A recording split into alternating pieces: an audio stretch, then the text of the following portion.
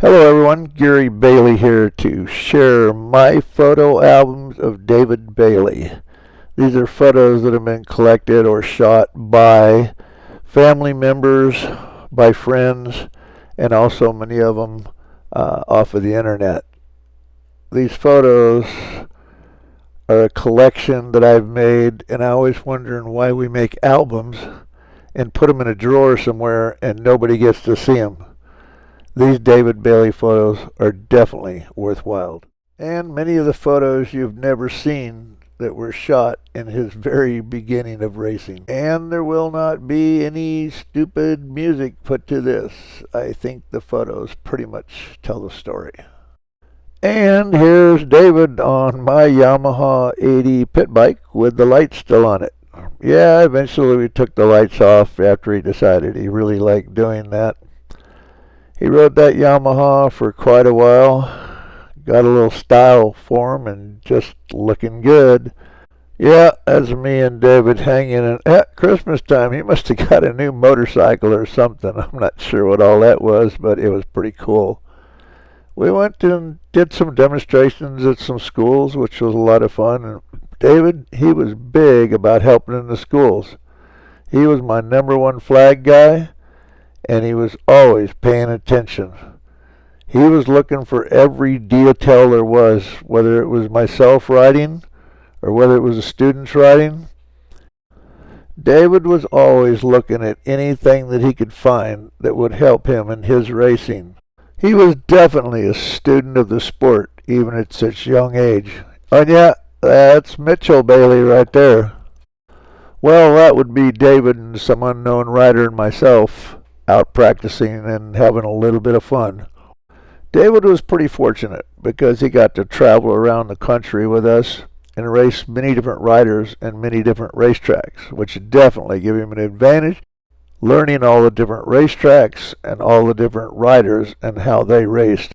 Gee, I wonder where he learned that from.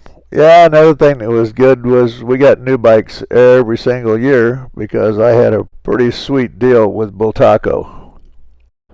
Whether it was out riding or helping other riders, David was always there to listen and try and get any information he possibly could.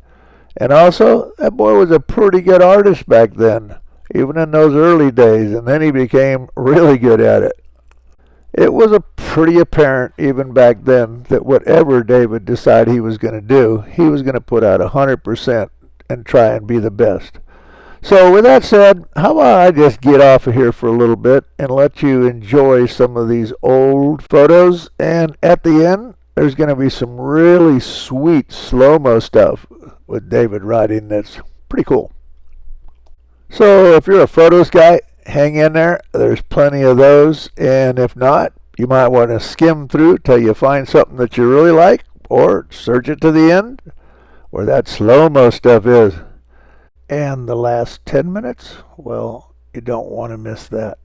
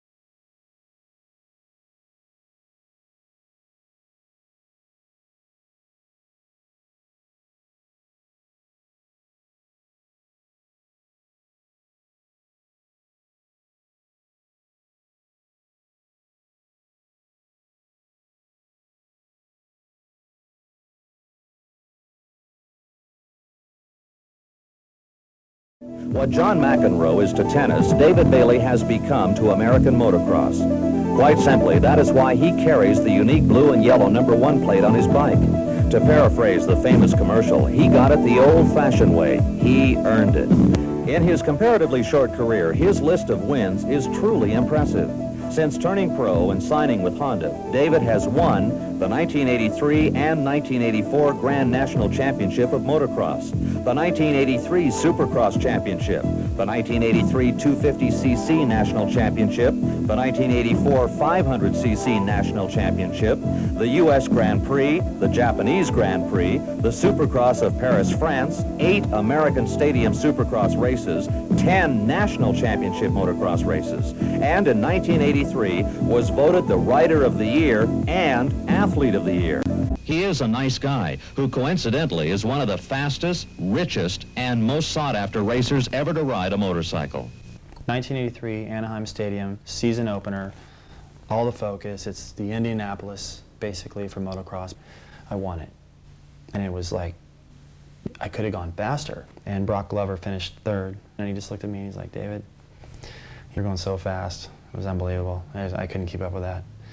And I thought, wow. I felt like I had belonged, you know, in the professional ranks. There was a certain point where that happened, and then I felt like I belonged at Team Honda. But I thought it was going to take longer before I belonged the winner of a race, you know, on the podium.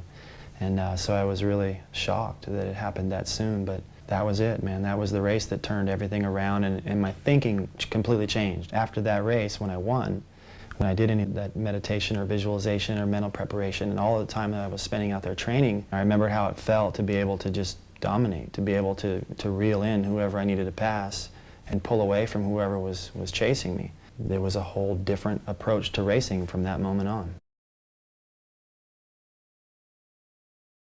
The next season, 1984, we were in Seattle, round 2 of the Supercross season, and I saw this girl. I could just tell. It was just an intuition. And I finally got up my nerve and went up to her and said, hi, I think you're really pretty, and I'd like to go out with you sometime, but I got to go now. And just peeled out, you know, and she's like, whoa.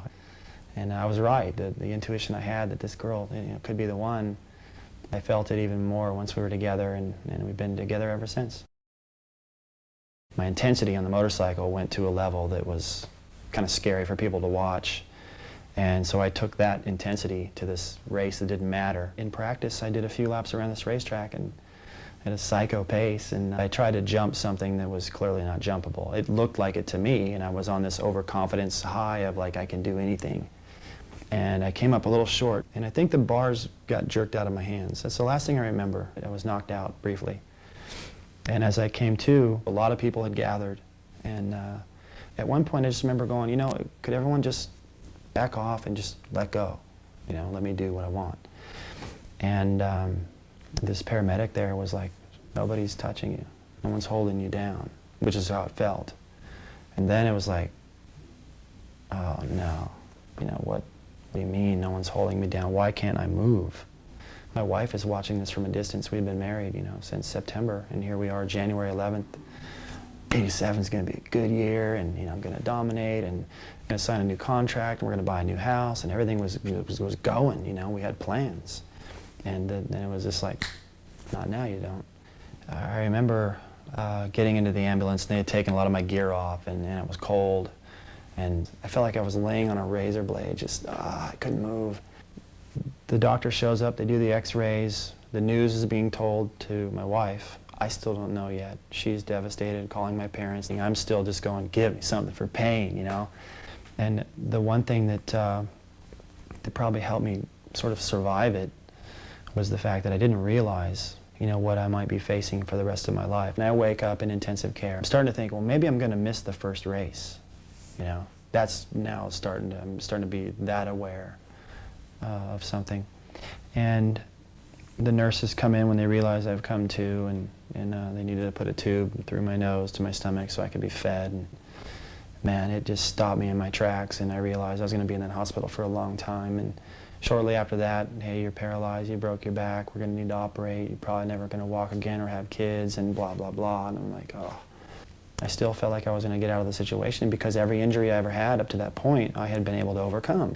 Finally one day, my doctor, Dr. Wilmot, came in and just said, you know, what's this I'm hearing about you, like wanting to know when you can get up and exercise and get on with your life. What are you talking about? And I'm like, where do we go from here? I don't understand. And he's just looking at me like, you know, just stunned. Like, why are you not understanding this? He finally just said, you are not going to be able to walk ever again. And it was just like, oh, it's just, you're kidding me. Okay, that guy's full of crap. I'm still gonna get better, you know. He's just telling me the worst case scenario.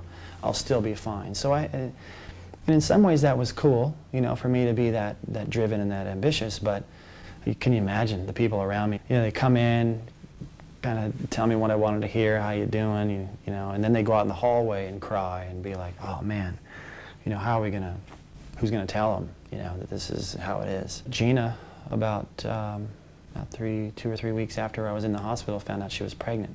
And of course it was like, wow, you know, great, but I'll be fine by then, you know. I'll start walking with, you know, the child. As soon as I got home, we pulled into the driveway, the garage door goes up, there's my bike, there's my bicycle.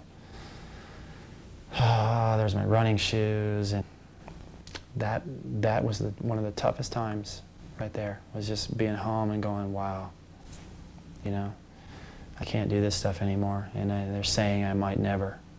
And I was starting to lose the confidence of going, I'll beat this. I was starting to go, man, maybe they're right.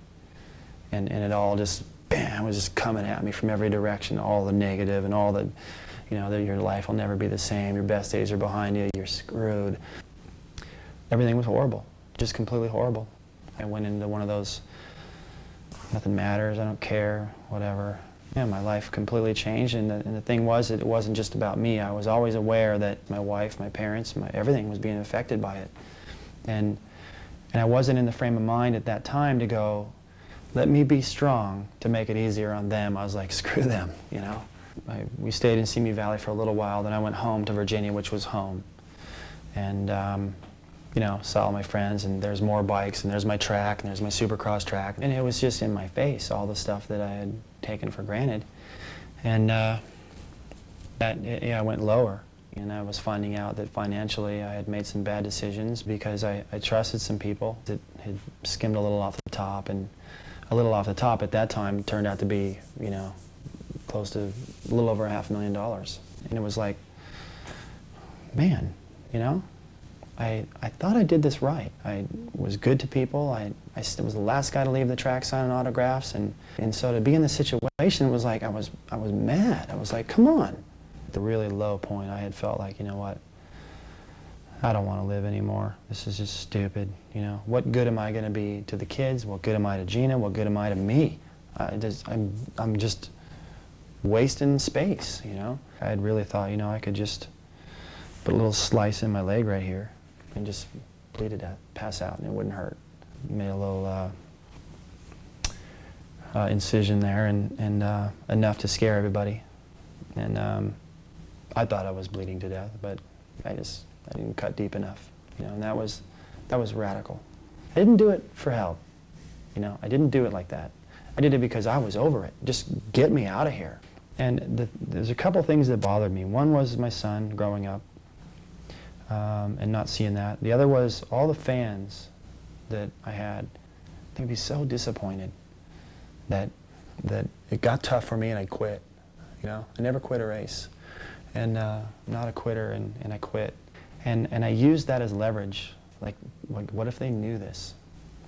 And I just got it together. And as I was in that state of mind and ready to do whatever, anything, I'll try it. I rented this movie, Joe versus the Volcano. The message there was that Tom Hanks was told he was going to die, but it was false. And when he finally realized that he was probably going to die even sooner than he thought, he just was kind of like in the moment one night, and he saw the moon come up, and it was just gigantic, and he was kind of hallucinating, but at the same time going, wow, now that I finally realized the gift, it's over. Dear God, whose name I do not know. Thank you for my life. I was just a sponge in that moment, and I realized if I knew when I was going to die, if there was a date, I would be doing so much stuff. You know, I think if we all knew when we were going to die, if it was some sort of expiration date, we'd be like really productive, you know?